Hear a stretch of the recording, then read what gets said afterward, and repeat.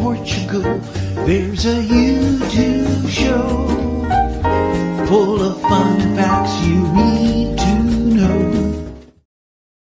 Hola, bon dia, alegria, Munson here with the Good Morning Portugal show, the live stream, the podcast. And of course, hi podcast listeners. Hello to you if you're listening to the podcast right now in your ear holes.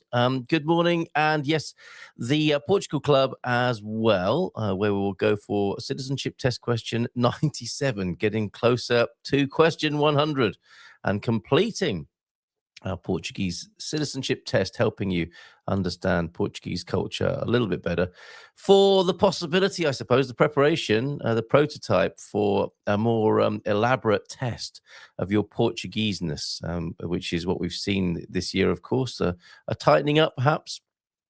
A little bit more seriousness about becoming Portuguese, helping you there with Portuguese citizenship test questions. Doesn't Carl look cold? Is it because of the backdrop? That's really weird, Tito. Good morning to you, Sarah, Mel, and Mike. Welsh Jackie also in. Spanish Jackie, or should I say. That's a summer picture. That's me and daughter Minnie in the sea at San Martino de Porto.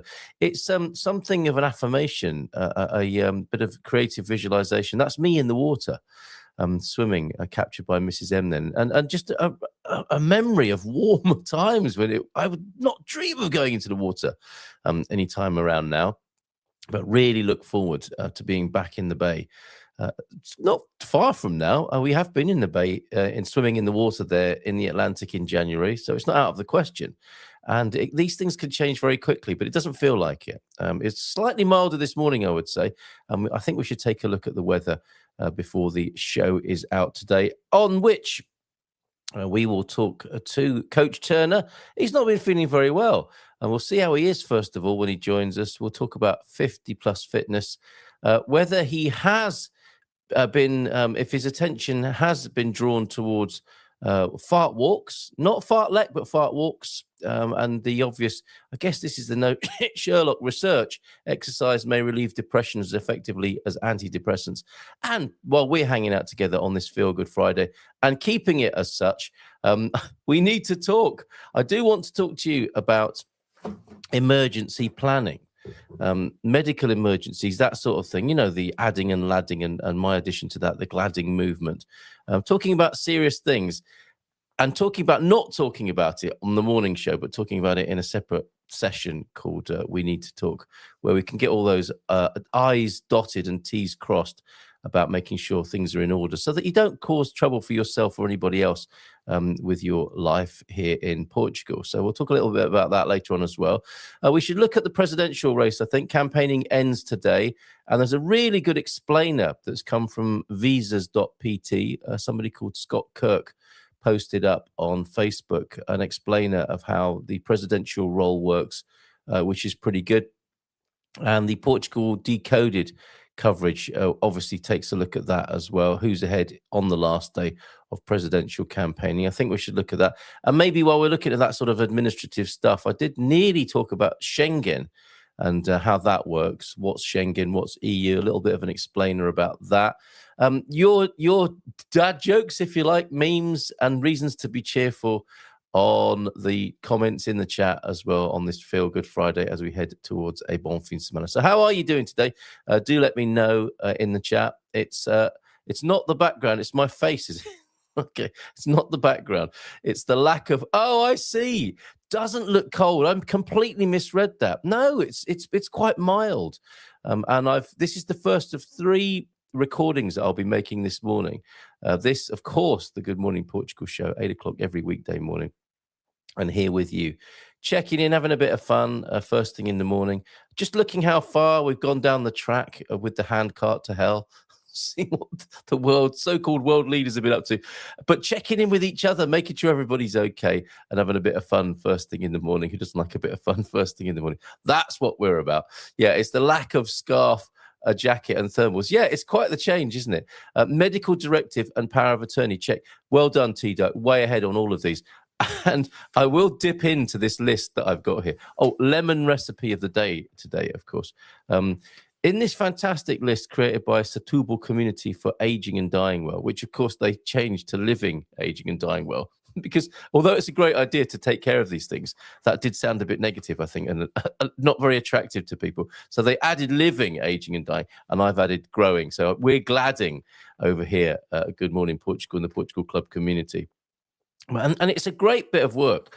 Appendix 1 suggesting that there are maybe many others, but just this first bit of paper, or 3 pieces of paper, including key demographics, your driving license and so on, identification, important medical papers, important financial papers, the living papers, I guess they're bureaucracy, legal, family, animals, service providers, other social media accounts, etc., etc. We'll have a brief look at that and signpost you towards a different session where anybody who really wants to go into that and do what T-Duck's done here, like say, yeah, check, done that.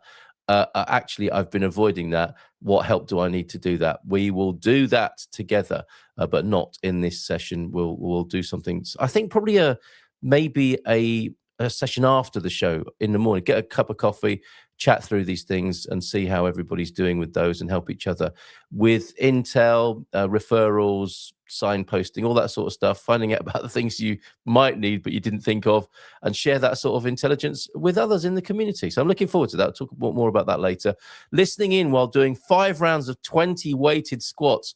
Who doesn't like a weighted squat first thing in the morning? And 10 push-ups. Get in with your 20 kilobyte. I think that's probably kilograms, isn't it? Unless you are swinging some old PCs and you've got your 20 kilobyte hard drive that you're using instead of a tin of beans. 20 kilobyte swings, great way to start the day. Hooah! Well done, Mel. Let's see who else is here this morning. Matty's up and early, isn't he? And consistently this week. Bom dia, alegria a todos e feliz sexta-feira e bom fim de semana. Muito obrigado. Yeah, talking in Portuguese, of Portuguese. Great session last night with Philomena. That's up on the Expats Portugal YouTube channel because that's how we roll now. We do a selected webinar for the members. It also goes out on YouTube and Facebook and in LinkedIn, I think, live. And it was a great session last night. People talking about their experiences of how and what, when, why, all the important questions about their Portuguese learning. Thank you very much to Vicky and James, who was there as well. Really good session. You can watch that. You can re-watch that. And you can enroll, we discovered, as well, on Philomena's A1 and A2 focused courses online with her through Expats Portugal. So they're starting in February. If you'd like to learn with Philomena in a slightly more formal way than we do on the first Friday every month, A1 and A2 standard ability groups, you can learn by going over, finding out more at expatsportugal.com. And then we had the premium lounge session last night. Was really good. That was my things you can't possibly know until you move to Portugal session. We talked a lot about tipping last night and how to show your appreciation when it comes to tipping in Portugal. Not 25% automatically added to the bill. We don't really want that. And at the same time, we don't want to be patronizing to our Portuguese hosts and servers. So really good chat about that, and a couple of bonuses as well. I did talk about how what I hadn't written about in the blog, which you can find over at Expats Portugal, in what's called Carl's column, which caused some smirking. I'll put the link to it as well. Things you would never know until you get here. Yeah, Carl's column over at Expats Portugal. Who's that giggling at the back? When I mentioned Carl's column, you've got. Did you see this picture? I've got to show you it on the screen now. Actually, I was put through the AI grinder.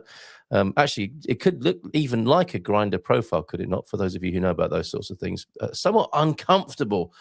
Looks like I've sat on something. Does it not there?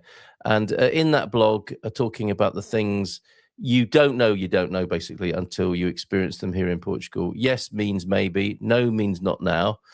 It gets cold, but no one told me about the úmido, the damp. We moaned about that last time. Money can make things worse, not better in this culture. Trying to chuck money at things to make them happen quicker. You get to learn that. Okay. Some people get to learn that. Prepare to party. Portugal really, I think, is the party capital of the world. Bonus insight, there's saudade, but there's also, guess what I say there. And the other thing that isn't written here, but I wanted to talk about last night, was how people often get ill when they first arrive. They're planning their retirement and their emigration to settle in Portugal. And often people get ill with something or other, some sort of something they haven't taken care of in the old place, rears its ugly head, or they get some sort of stress related, their body says, look, this has been stressful moving over here. We need to take a rest. And if you won't do it yourself, I'm going to do it for you, and lays you up for a week or two. Or, an old dodgy knee comes back. It's very interesting. And I think you're in a new sort of, is it called a biome? But you're dealing with new pathogens and an entirely different, what would you call it? Microscopic landscape, things that your body hasn't encountered before and needs to process. And if you're a little under par because you're so exhausted from the moving process, that can hit quite hard. So we talked a little bit about that as well. Another thing that people don't tend to talk about, but can often happen to people. So there you go. I think the link is in the chat for that. Yeah. Carl's column. Any suggestions for what I might write about next? Is there something on your mind that you'd like a little bit of help with? I'm very happy to tailor my writing to suit what's needed in the community. So there you go, Carl's column over at Expats Portugal. We talked about that in the Premium Lounge, and a very good session it was too. So is black coffee. What's going on? Are we talking about constipation, kettlebells? Try and join those dots, if you will. Morning to you then, Mike. Thank you for being here this morning. Bon dia, everyone. Happy Friday. And a bon dia from Mel and Sarah. And a bon dia alegria gumpers from T-Duck and Gemini's here as well. And I have been out swimming this morning, really, in the Atlantic, just trying to walk my dogs around town. Where are you swimming at this time of day? In the sea? And that's fantastic. I think I need to star that comment to run that past the coach. I'm sure I'll give you a thumbs up for that. I'm having a cup of tea, a few reps there, lifting the cup to the mouth. Lemon and honey, also a great way to start the day. So is black coffee, no milk, and a cigarette, I suspect, for you there, Peter. The black coffee, is it called the Mexican breakfast? The black coffee and the cigarette, no milk, no sugar, like I had in the UK. Thanks, Mr. Delta. Yeah, Rui Navarro, was his name, the chap who started Delta? Amazing entrepreneur in Portugal. No, swimming. Oh, okay, swimming in the puddles and rain, walking dogs. Ah, okay. Are your pooches happy? My little dog Peggy doesn't like to go out. She knows it's when it's raining, and she won't happily leave the house. I have to coax her. I have to give her quite a lot of encouragement. Jimmy will go out in any weathers. This Sunday festivities. We've got the poster for this, Matt, haven't we? The festivities to celebrate San Sebastian here in my village, Lorisal de Campo, giving out Feelgood of the pastries, not the children. And let me just show that one more time then on the screen. Thank you very much, Matty. Very thoughtful sending this. A full day of celebrations there. And it looks like it finishes at 1:30, but there's got to be a party later on in the evening as the obligatory DJ and Pimba sounds coming from the heart of the village there. So thank you, Matty. Any other what's-ons gratefully received? Stick them in the chat or send them to me, 913-590-303. Coach Turner joining us at about 8:20 this morning. And we're looking at a number of things. Oh, yeah, Kate Bygrave Jones sent me a message on, we were talking about lemon-based recipes from my dumpster dived ABC de Cozinha lemon-based recipes. She said, page 32. It was sometime after the show, Kate, I have to say. But you get lombinhos frios con limão and vitela con limão, so pork or veal with lemon. Look at the beautiful garnishing that goes on here. A twist of lemon with a bit of broccoli stuffed into it. And a classic bit of Portuguese presentation, if you look on your screen there. That's your costeletas com queijo e limão. Cutlets with cheese and lemon. They've really tried to do every possible combination. Oh, page 34. Look at that. It's all about the presentation. Look. That's extraordinary, isn't it? Definitely more of a culinary shot from the 70s or 80s. Why is that? It looks like it's been taken out in the snow. So there's definitely some spinach in there. I don't know what's going on the top of that. Is that cream, maybe? I made creamy spinach and cabbage last night, actually, as a bit of a sauce and a gravy. Maybe they're going along those lines. Thank you for your suggestion there. So pork and veal and lemon this morning from the Book of Lemon Recipes. Everything to do with lemon from the ABC Abeque de Cozinha. Right. I think maybe, yeah, let's have a look at the. I was telling you, wasn't I? Yeah, 3 recordings today. This one, then I'm going to be talking to Natasha Don of The Resident. This morning, she will, of course, be talking about the presidential race. The current presidential campaign has really brought us all smartly into the 21st century, she says. The truth is that this race for what should be the most noble job in the country has no clear leaders and no one in the running behaving in a noble fashion. More about that when I talk to Natasha, as well as it looks like lithium mining is happening after all in Portugal. There's that lithium mining article that she published just recently. And also there's something to do with, wow, it's peeing down again. Sorry, I'll stop there because the rain is crashing onto the skylight here in the attic. Raining again. Here, it's really coming down, actually. I'm hoping that's, in a strange way, hoping that's what it is. But it sounds like quite the downpour on the roof. Yeah, we're talking about the Algarve Environmental Awareness Group CARE and their concerns about losing growing land. And it used to be losing growing land from the wilderness, didn't it, that people were concerned about, and there wasn't enough wilderness. Well, now there's not enough growing land because it's being covered with other technology to do with our path to the energy transition. Net zero, would that be? So she'll be talking about lithium, Algarve Environmental Awareness Group CARE, and the presidential race, and the gentlemen involved, largely gentlemen, not behaving in a noble fashion. Final campaign days marked by increasingly bizarre behavior. Well, we're just fitting in with global politics here in Portugal as well, but more from Natasha about the presidential race when we record with her, and that'll be published this afternoon at 3 o'clock. And my third recording, looking forward to talking to my good friend John Briffer, Dr. John Briffer, if you don't mind, and some of the subjects we might discuss after our prototype pilot episode last Friday. Goodness, was it only last Friday? It's been very well received for a podcast that started from a standstill with no real publicity. We're doing extraordinarily well. I think that's a lot to do with Dr. John Briffer's popularity as an author and writer and health consultant. Things we might talk about: red light therapy, barefoot technology, seed oils and processed food, healing technology, tech specs, as in the glasses, the colored glasses you put on to help balance your brain's overexposure possibly to blue light and LEDs, cold plunging, rebounding, shadow work, psychotherapy and life coaching, sleep, hydration, mouth taping. Anyone here doing mouth taping? Mental health. And I think that's a terribly overused and unhelpful phrase now when people talk about mental health. And it's the same, isn't it? Like the National Health Service.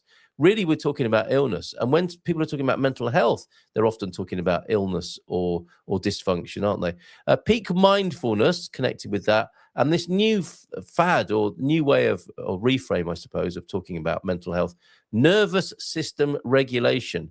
Probably not all of those, but some of them are chatting with John, and that will come out later on today as well. So do subscribe to the Life Support podcast with Dr. John Briffer. And he also wanted to talk a little bit about Scott, the chap who created Dilbert, Scott Adams. I don't really know a lot about Dilbert, but I know Dilbert is quite precious to many people. And he passed away in the last couple of weeks, I believe, Scott Adams, and he wants to pay tribute to Dilbert and Scott Adams as well when we record. Let's do the Portuguese citizenship test question. I think some of you are going to be shouting at the screen, I know this. Let's bring it onto the screen then. Number 97, folks. We're nearly there, nearly completing our list of 100 questions. And we have, no, that was the list for, no, hold on a minute. Let's get... lot of tabs open this morning. Okay, that's my list. Ask the doc there. And yeah, just posted up this morning before the show started. Oh, I think I need to refresh the page to find it. Citizenship test question 97. Oh, James has been in. He is also finding another creative outlet with me in conversation. That was published on Wednesday, and James's story for the Portugal resident. Talked to him in the big interview for the Resi. So 2 lots of exposure for James this week. His own Old Guy in Europe video just dropped. 3 Faces of the Winter Sea in Espinho, Portugal, and the journey, the story of his journey to Portugal as well over at the Portugal resident. Portuguese citizenship question 97 then. I think it's fairly straightforward this morning. Which wine region is known for its red sparkling wines? And the question originally contained the answer, so I had to hastily edit it this morning. Which wine region is known for its red sparkling wines? Espumante. That would be A, the Douro, B, Bairrada, or C, Setúbal. Which of those do you think it is? Portuguese citizenship test question 97. Which wine region is known for its red sparkling wines? I think the coach will know this. We'll bring him on in just a moment. A, the Douro region, B, Bairrada, or C, Setúbal. Okay, let's give him a nice big round of applause and bring him onto the screen. Let's take that citizenship test question off there. It's the coach, Ian Turner, everybody. Hola, bon dia. Bon dia. How are you? How are you? Yeah, well, you more to the point, how are you? You've hell of a lot better. What's been going on with you? I don't know. It's some bugger or other that sort of laid me low for about 10 days. So, in a flu-like way? Well, there was no flu symptoms other than a headache and a sore stomach. So it was just very unpleasant. For 3 days I didn't eat, which is very rare for me. So it was not pleasant, but glad to say, last couple of days I've felt a lot better. And just sort of interestingly, I was tracking my heart rate because, of course, we all wear heart rate monitors now. And at one time it was about 80, 85, my resting heart rate, which is a lot too high for me. Whereas my heart rate at night time could drop below 50. So it was interesting just tracking it. So as soon as it tracked back to normal, I thought, I'm on the mend. So. Yes, that's, I mean, clearly quite mysterious. And it's funny, isn't it? We do live in the cutting edge of technology and health awareness, you might think. And yet things like this could be a complete mystery, can't they? Oh, yeah. I mean, who knows what it was? So, I mean, I did see the quack on Monday, and he wasn't sure what it was. It says it's unusual that particularly things that affect the stomach don't come to anything, and it didn't come to anything. So I don't. Who knows? So the doctor just said, no idea. Sorry. Just go home and lie down. Well, it gave me a load of tests, of course, because that's what they do. Because they have to keep their private test contractors busy. Oh, okay, yeah. What? Cynical? No, you beat me on the cynic side. So. When it comes to medicine, yes, occasionally I do. But that's now when I've experienced these things, I've often felt like I've been through some sort of not a personality change exactly, but from the point of view of what doesn't kill you makes you stronger. Your body's dealing with something, isn't it? And it it might be taking you to another level. Did you get any sense of that? Well, it does give an opportunity for a reset, I guess. Yeah. I was thinking as I began to eat again, perhaps I ought to, progress my diet a bit further, improve my nutrition. Okay. I haven't, but But you just thought about it. But I thought about it. Well done. Maybe those sort of thoughts might work like homeopathy. It might be a microscopic energetic delivery into your system, which causes a visualization. Yeah. I mean, it's got to be better than nothing. I would have thought. You're pointed in the right direction now, aren't you? You're pointed in the right direction. Yeah. Rugby. We eat pretty well anyway. So I'm sure you do. But you saw a little bit of room for refinement, possibly. Well, yeah. I only had 1.5 glasses of wine last night. Oh wow. Okay, right. Well, not the usual 10. No, Not the I usual don't think- 10. Right, okay. Morning, Carl from Ian. Good morning, Carl and Ian from Colin this morning. Could it happen and not in a week's time? Yeah, got it. You've got it out of the way. That's Yeah. beyond the- Because a week or tomorrow week, I will be sitting on a plane heading for Venice to join Colin and his crew to go skiing for a week. What, which is water really- skiing? Water skiing in Venice? Yeah, water skiing in Venice. No, for some reason we're flying into Venice and then transferring up to the Dolomites. To the Dolomites. The elite athletes of Good Morning Portugal are meeting to ski then in about a week from now. That sounds like fun. Are you a competent skier like Colin? I was very lucky. My mum and dad took my brother and I when we were, I'm guessing, 9 and 11, 10 and 12, and I've sort of skied on and off ever since. Been really lucky. And I lived in Switzerland for a few months and skied with a couple of members of the junior Swiss team, which was, I learned more in about half an hour than I had done in 10 years of ski school. Yeah, that's interesting, isn't it? Yeah, getting the hat from the experts. Yeah, amazing. Well, morning, coach. You just follow them and try and keep up with them. Yes, yeah. Well, have good fun. Send pics of yourselves skiing if you don't mind. I can't help but think of James Bond, on the slopes. Oh, sorry, I do have the sort of milk tray.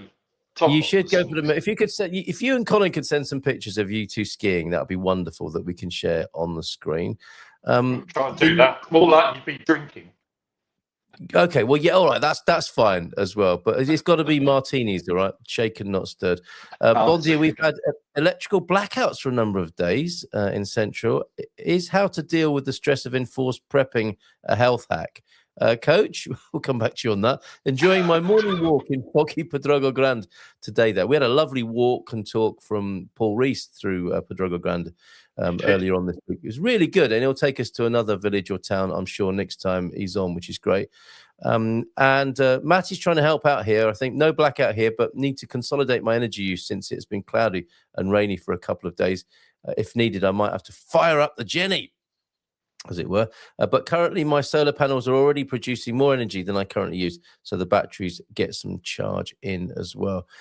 Yes, interesting times. Why have you not had any electric over there then? What's causing the blackouts, I wonder, in central Portugal? Can we learn more about that?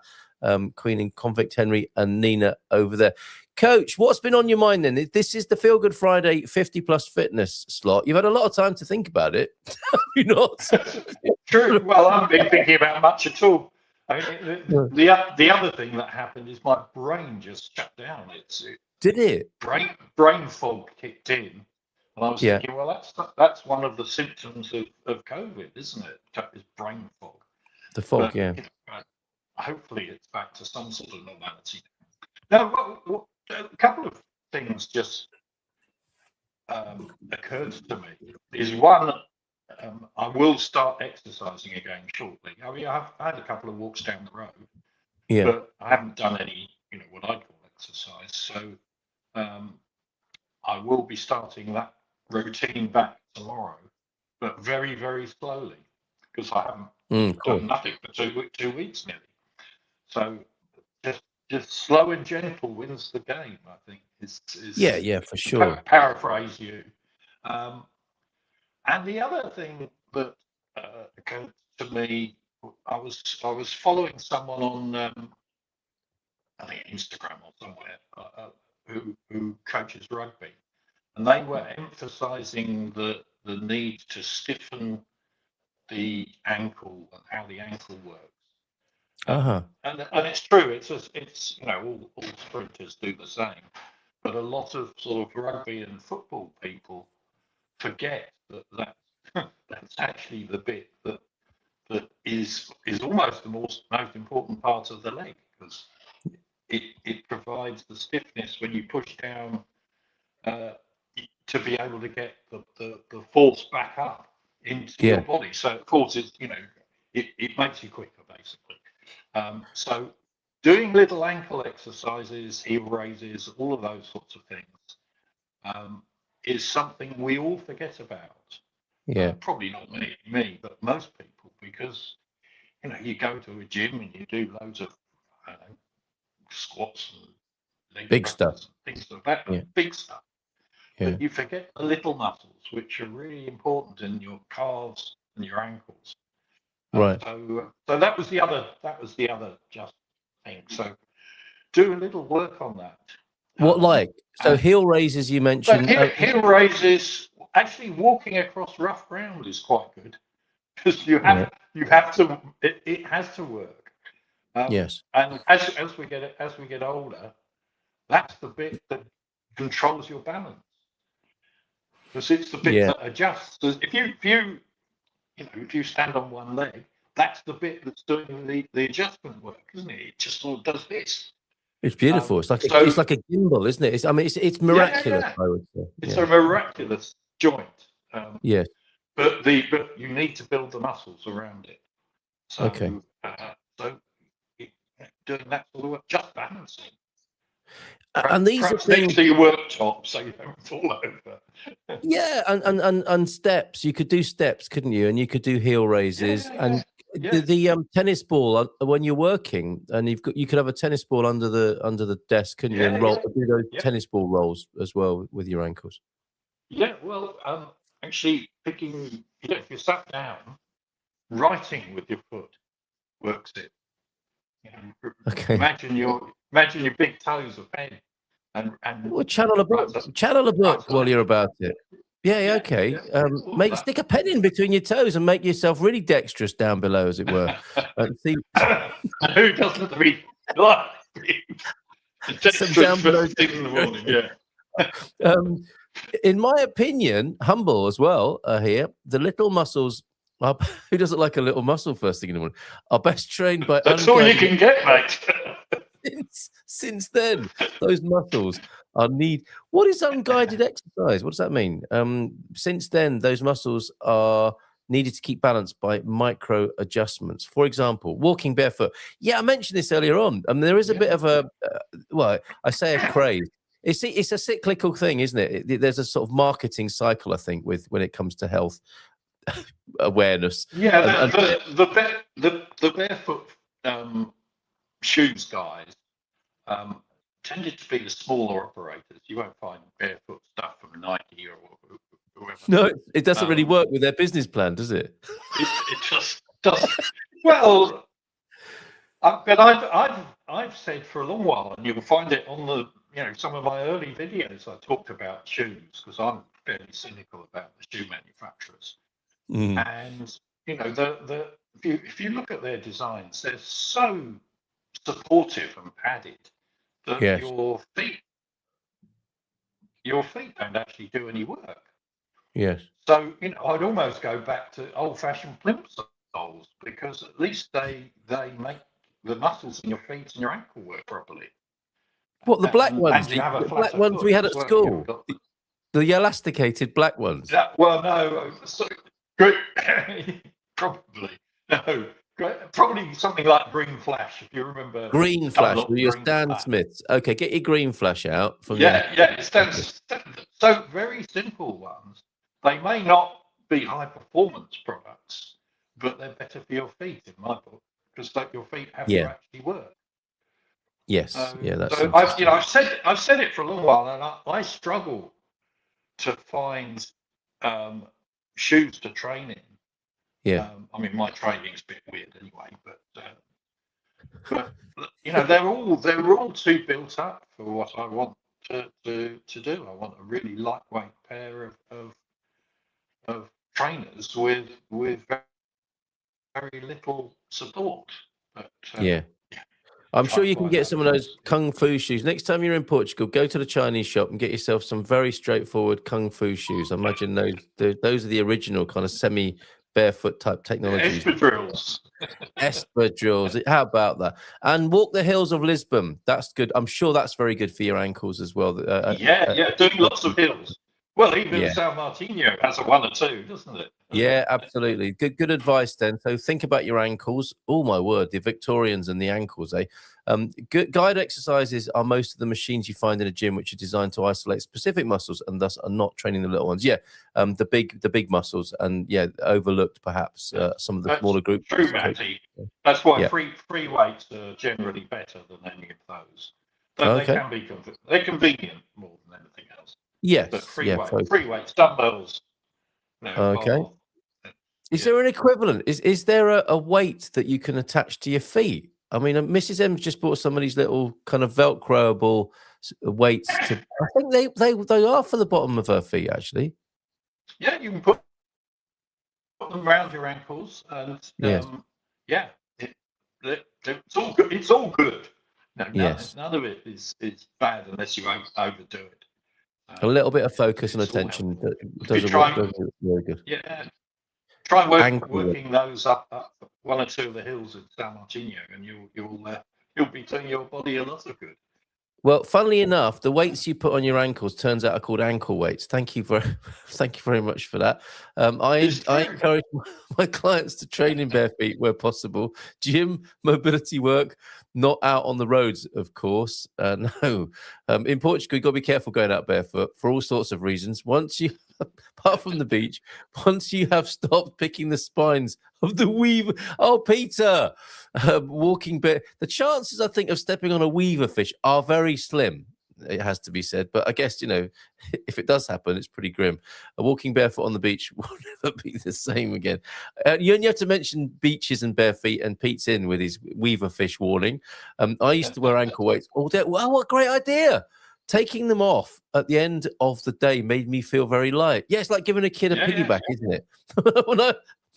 As my 7-year-old's getting a bit heavier now, when he jumps off my shoulders, it's like I'm a foot taller and bouncing down the street after that. Yes, we get that. Great idea. Ankle weights. Machines are essential in gyms who are not personally training clients to guide their form and reduce risk of dropping a weight on your foot. You don't want to be doing that either. Right, coach. Okay, excellent stuff. Look after your ankles. There was something I wanted to run past you, probably quite quickly, and we can move on.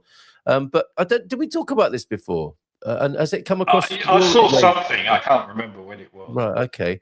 And it's not. I thought it was some sort of cheap and puerile and immature joke about fartlek. It is actually about having a constitutional and passing gas out and about. I mean, which is polite and right in a way, isn't it? Better than doing it in close spaces. Exactly, in mixed company.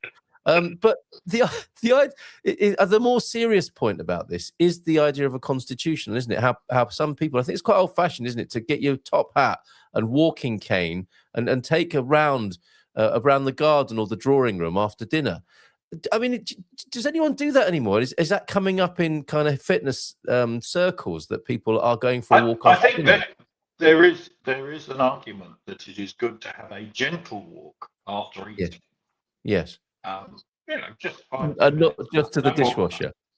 Right. Okay. No, not just to the dishwasher and back. Okay. Maybe if we had a long gallery in the West Wing, yes, it would give us enough of a walk. Take a turn around the gallery for those of you who've got enough space to do that. And this, I mean, sometimes I do think to myself, like, it's definitely the no Sherlock Research Award. I mean, do people need to be told this? We do know this, don't we? I guess those of us who kind of have looked at exercise and getting out and about, it also depends where you are, doesn't it? If you're in nature, then that's a huge antidepressant. Yes, right. If you're in the middle of a built-up and ugly city, I'm not so sure that works. Yes. You see, I was up in London a little while ago, wandering along the embankment, and you see lots of people out walking and running down the embankment, both sides of the River Thames. Yes. And they don't do that because it makes them depressed. They're not trying to get unhappy, are they? I mean, it does happen sometimes, of course, but yeah. What's the alternative? I know I'm not feeling great. I'll just stay in and watch more telly. I guess you need to intervene on yourself or have someone guide you, and maybe that's. I'll just go and watch the news. That'll make me feel better. That's it. I'll just turn the heating up, get a bottle of wine, watch the news, and sit on the sofa. That'll cheer me right up. I thought fartlek was something else. It is, and high intensity intermittent training is how it's otherwise known as well. Good morning, Deagle, as well. Lovely to see you here, Deagle. I love to you and the family over there in Northern Ireland. Machines are essential. Okay, we've done that, but generally, intensely, I dislike machines in general, says Mel. But they have their place, don't they? They definitely have their place. They do have their place. Is AI coming into gym machinery yet? Have you seen anything about that? Or is AI coming into fitness in general? I'm sure it is. It's only a matter of time, isn't it? I mean, I guess it's on our blooming wrist now, isn't it? It is, yeah. Yeah. But okay. I haven't seen anything specific. I'll have to ask Grok. Yes, obviously. Ask nicely, remember. It's good for Turo skiing. What does Colin mean here, I wonder? I don't think he's got his glasses on. You're just typing and pressing random buttons, Colin. Put your glasses on, mate. Okay, I stand corrected. There were 27 incidents in one day. The weaverfish injuries last year in Spain. Well, there's another reason not to go to Spain. Not quite as uncommon as you make out. Fair enough. And that was on just one beach. Of course, you knew that, Henry. And turbo. Oh, I see. That's the passing wind as you're going down the black slope. Yes. Okay. Be careful. Well, if you turn around, it'll send you back up the slope. You're safe on ski passes. Oh, come on. Stop being so immature. All of you. This is ridiculous. Right, Coach. Thank you so much for being here. Of course, you're growing up this guide, flexible fitness for the bon viveurs that we are. You can find that course over at the Portugal Club in the classroom section. Anything else you want to share with us as a final contribution before you go towards your bon fin semana? Are you fit and well enough to go to the coffee shop this morning? Yeah, definitely going for the coffee shop. Good for you. Okay. So that's that. Yeah, I didn't have coffee for several days, and I think that led to some of the head problems. Oh, I see. That caused the fog, maybe. Withdrawal. Yeah. Yes. But a final word for you. Just get out and have a walk. Get out and have a walk. There you go. And do it consistency. Consistency is really the answer. Just being consistently active. It doesn't really matter what you do. And create, because the psychology of change. There seems to be more memes and mini videos and reels about this. Changing ourselves is about changing behavior, isn't it? And a vital part of that is consistency. So before you know it, you're just doing something. And you're not going through the whole mental dialogue of, do I want to do this? Should I do this? Shouldn't I do this? It's just part of your life. That's the way to create change. Yeah, habit. Okay. All right. Wonderful. Yeah. Cheers. Cool. Lovely to talk to you, mate. Yeah, cheers. All the best. I'm glad you're feeling better. Ciao. Bon fin semana. There he goes. There goes the coach there. Thank you very much, Coach Ian Turner. Find the program for Gentle Fitness for Bon Viveurs over at the Portugal Club in the classroom. There are already heaps of online training programs, most probably created by AI, not real trainers. Yep. As I suspected, it's coming into every area of our lives. And I fell for it. And I don't know if this happens to you, but I saw a video that engaged my attention. A very interesting, sort of semi-astrological, but just talking about the times we were in. And it was a speaker I wasn't familiar with, but afterwards it was like, well, of course that was AI. But for the first time I watched it, and before I shared it with Mrs. M, who pointed out that isn't her. That's not the person. This was not just a video with lots of images with an AI voiceover. This was an AI animation of a person talking, and I fell for it. And I just, no, surely not. I can't have fallen for that, and I did. This was a renowned speaker I hadn't heard of before, but Mrs. M knew them, and then you look at the comments, and it's like, I'm reporting this. This isn't real. This isn't that person. But we can expect, I suspect, much more of that in these coming months and years as AI really begins to permeate our lives. Right, this presidential election then happening on Sunday. I found something really wonderful on Facebook about this, thanks to Visas. I think visas.pt. But this isn't about the runners and riders. This is about how the thing works, which I'm not sure we've really done before. This is the system and how the president relates to it, according to visas.pt. So you've got the parliament and the prime minister, day-to-day power, legislation, immigration, budget, etc. That's what they're doing. We hear about that quite a lot. The president looks on, sat on a crash barrier. These are AI images, aren't they? That's an interesting image that's being used there. I suppose he's the guardrail of society here in Portugal. Supervisory power, veto, court review, dissolve parliament in a crisis. We've seen all of those, haven't we, in the last 12 months, certainly in the last few years, the president exercising that sort of power. President is not the engine of government, it is the guardrail, hence that illustration and visual metaphor there. How the presidential elections work and why second rounds are normal in Portugal. The first round, there are multiple candidates. You'll have seen them. I've even got a pen on my desk. Cotrim, he's found himself involved in some sexual scandal, a harassment scandal, which he's filed a counter lawsuit for defamation. But all of this has been going on, and you'll have seen their faces if you just turn on the Portuguese telly on the below 10 numbers on your digibox. You'll see all their faces, the multiple candidates, and they need a majority vote to get through to the second round, the runoff round, which doesn't sound especially complimentary. But anyway, the top two candidates, only a majority vote is needed once it's got down to the last two. Second rounds are the norm and not a sign of instability, which is an interesting point. It's not that things are getting worse. It's actually that we're refining our selections. So if there are two rounds, I don't think there are always two rounds, are there? But if there are, they are normal and they're not a sign of instability, according to visas.pt. Why institutions matter more than candidates in Portuguese presidential elections. And you would hope so, wouldn't you? That it's not about the people, it's about the office. That's something worth remembering, isn't it? The world over and generally in politics. Why the institutions matter, then the constitution, the constitutional court, the government and the parliament. Stability comes from structure, not, personality. Again, worth remembering. Stability comes from structure, not personality.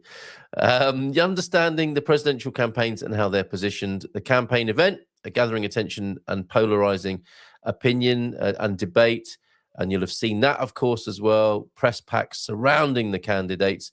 And then the runoff campaign is where the positions change a little bit, or the perspective changes, where support is being sought. And it becomes more of a unifying process. The calmer candidates tend to succeed in the final round. And that's why I think it's being said, if Ventura does get through to the second round and he's up against Cotrim will win that as a more stable personality, perhaps. What the presidential election does not change for immigrants and residents. The second round does not mean instability. They're reiterating that point. So if that's a concern to you, it's just part of the due process here in Portugal, the second round of refinement. And your rights do not change. Your legal status is protected. Elections do not risk your residency. That's more of a parliamentary matter, is it not, on the toing froings of the parliament rather than the presidential level. And, it is possible that Andre Ventura could become the president of Portugal. He's in the running. And we shall see about that. And that is a concern, obviously, for immigrants and how that might shake down. What happens around and after, not necessarily from him, but the atmosphere that it might create and foster. What happens around and after a presidential election then? Life continues as normal. Stability is the norm as much as it is ever. How to filter, and at this time in human history, how to filter election noise and focus on what actually matters. There is the speculative media. This is really good, isn't it? Look at that over on the left of the screen. That is what goes on for sure. And that's the speculative media, the noisy headlines, the social media. Of course, we have 24-hour constant news, and they need to create stuff constantly, and that's what you'll see because they're vying for headlines as well. Then there's the official information. Hopefully, we're making our way towards that. There's a big crack in the road between them there. Focus on court rulings, laws, and official announcements if you can, and if you want to know what's going on. And how expats should think about this is really good. Visas.pt. Thank you for this. How expats should think about political change without panic or denial. Perhaps avoid the speculative media. This is good life advice generally, is it not? Focus on facts, process, and proportion. Stay vigilant, not reactive, and focus, if you can, on the official information. And we'll do our best to bring that to you. And there you go, back to the guardrail. That is the president, and we'll have an idea, certainly, the first stage this coming Sunday, which is the 18th of January. And you know what? This is a momentous time for Portugal with regard to what's going on, the political temperature generally, and how the president relates to that, and what sort of president we might end up with. It's going to be very interesting to see how that all works out this coming Sunday, the 18th, the first part of the presidential election. Smash that like button. Elections do not risk my residency. IMA does. Yeah, absolutely. I have a pen on my desk that says arrives. Is that a dad joke or a statement of fact there?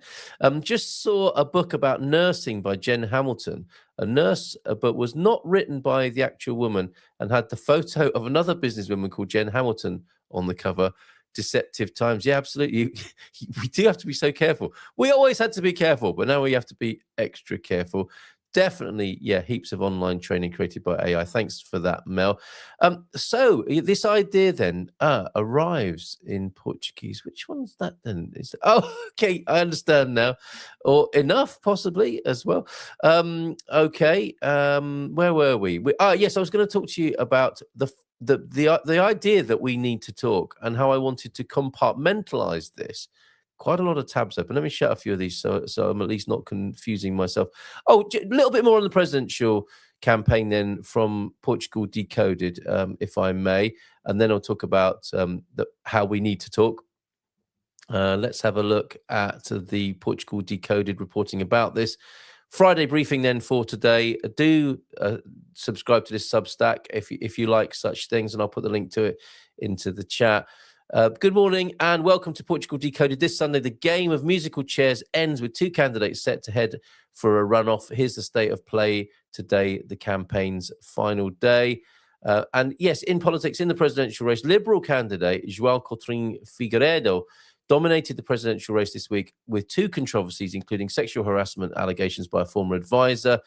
He denies them and says he has filed a defamation lawsuit.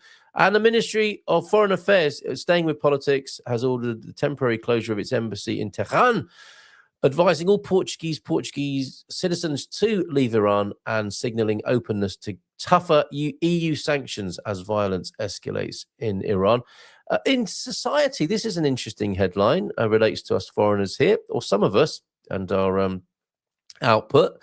Portugal recorded its highest number of births in a decade last year in 2025. Interesting. So that will make a difference to the net population, of course, and how Portuguese people are not really replacing themselves in terms of having children, and that the population is decreasing. But 2025 showed a highest number of births in a decade, with more than 87,700 babies screened nationwide, and 147 cases of rare or genetic diseases detected through the heel prick test. I was watching this on TV, that testing going on as soon as those little babies are born.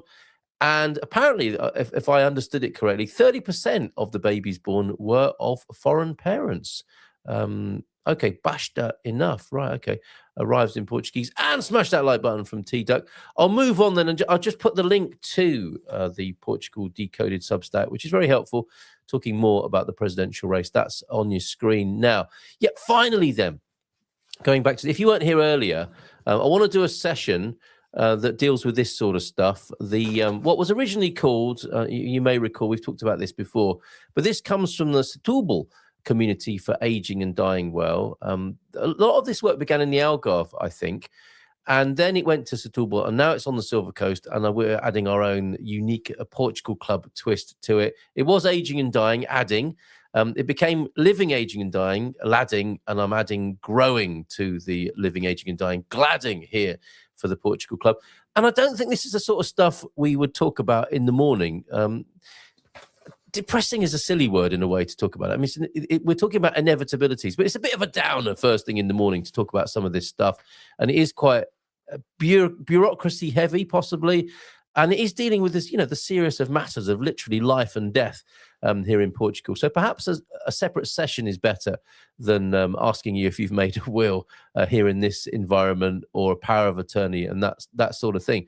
But in a session that I'm proposing called We Need to Talk, which will be a Portugal Club special session, like a little gathering online, community call, we can look at such things as, whether you've got your I's dotted and your T's crossed, if where the things are. Have you got a system for making sure it's easy to find your passport, your ID, driver's license, residence card, organ donation if you want to do that, or if you want to opt out. Some people want to opt out of that because it's automatic here in Portugal.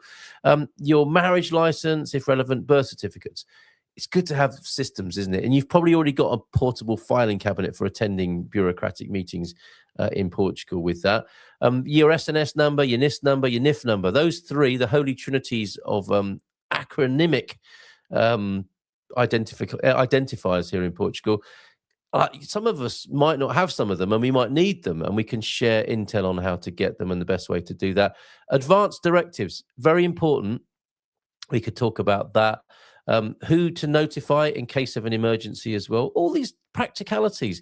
And part of my motivation for doing this is because I've seen people caught short with this in and beyond the community, not attending to these things and finding themselves in unnecessary trouble and strife and stress. A time when you really don't need stress and strife. Medical histories, allergies, just making lists and getting the things in a row, the ducks in a row, as it were. On the finance side, financial power of attorney, if you have one, bank account information. We need to get Mr. Shiwak back, don't we? So that he can help us from a technological point of view on how to find these things, and maybe a single password to have access to the other 1,000 passwords that you've got created for your various accounts. He'll come back and help us with that. How to manage all of that, how to give people you trust in access to that, and how to create a little mini community of your first and second tiers of care, people who can respond to you if you find yourself, you and yours, in a difficult situation. Wills, of course, that's the other name for this potentially, is pills, wills and thrills instead of gladding, adding or ladding. Standing orders, all those sorts of things, how you can get access, how somebody else can get access to those. Make sure you bills are paid if you're otherwise indisposed. Apartment leases, rentals, mortgages, your condominium or HOA information, utility bills, all that sort of stuff. Get it all in one place. Let's talk it through. Not on the Good Morning Portugal show, but in a separate session, maybe called Pills, Thrills, and Wills. Your even your phone codes, right, and your laptop logins, those sort of things. And we've got to find the right balance, haven't we, of remaining secure, but not locking people out who might need access, who need to help us, that sort of thing. Alarm, home alarm info, landlord information, people who deal with your car, your mailbox, cleaners perhaps as well, letting people know. And this is what your first tier of supporters. I had my pal Josh in San Martino out of the blue. And actually, it was part of the inspiration for doing this. He sent me a message to say something like, would you be my tier 2 support? I didn't know what he meant. And I found out. And it's for, dog walking or feeding the dog in the case of him being otherwise unable to do that. I'm not trusted enough by him, obviously, to have access to the first tier. We barely know each other apart from becoming pals in San Martino. But you get the idea. You want to find those people you really trust, who you can empower to help you when you can't help yourself, basically, and partners and families. But there needs to be a system to it, and that's what I'm hoping to bring to this. And I need it myself as much as anyone else needs it, and we'll work on this together. Relevant professional business information and key contacts. I guess that'll be your lawyer, doctor, etc., wealth managers. Important people, family, dependents like children, pets, seniors and elders, family who don't live in Portugal who might need to be alerted. Contact information of those people, their email addresses, their phone numbers. Transportation needs, if coming to Portugal, I guess that's briefings for them. A meal train for family and patient when returning home. There you go. So you get catered for. Caring Bridge site. I don't even know what that is, but we'll look into it. With your animals, pet passports and documents, medication, food, emergency contacts. That's not for you. That's for your animals, pet sitters, dog walkers, and your vet contact information. And people like hairdressers and cleaners, we mentioned before, your memberships of various clubs, the gym, for example, and other groups that you might be involved in. All of that maybe needs a little handbook that we could help each other create if you want to. And I understand why people don't want to, and that's fair enough. And the reason for doing it is to minimize stress and difficulty. It's like, I don't want to think about it now. And often when the time comes and you think, I wish I thought about that before. It's striking a balance with those sorts of things. Okay, so let's do that. I'll figure out a time for doing that outside of the Good Morning Portugal show between 8 and 9 on a weekday morning. And we'll focus specifically on that in a separate group and we'll do one of our live get-togethers over at the Portugal Club for that. So make sure you're signed up and indicate to me if you'd like to be part of that.